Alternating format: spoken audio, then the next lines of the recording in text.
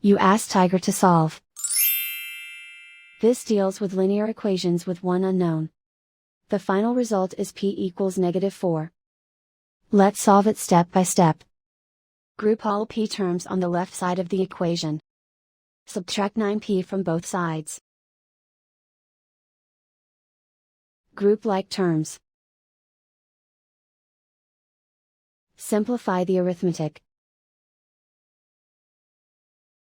Group like terms. Simplify the arithmetic. Group all constants on the right side of the equation. Add 4 to both sides. Simplify the arithmetic.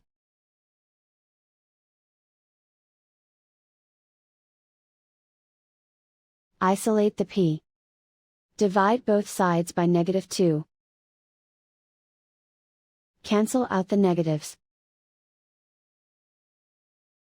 Simplify the fraction. Move the negative sign from the denominator to the numerator.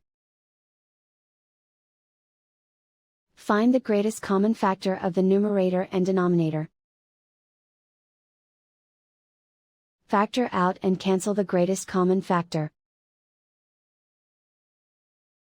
And so the final result is p equals -4.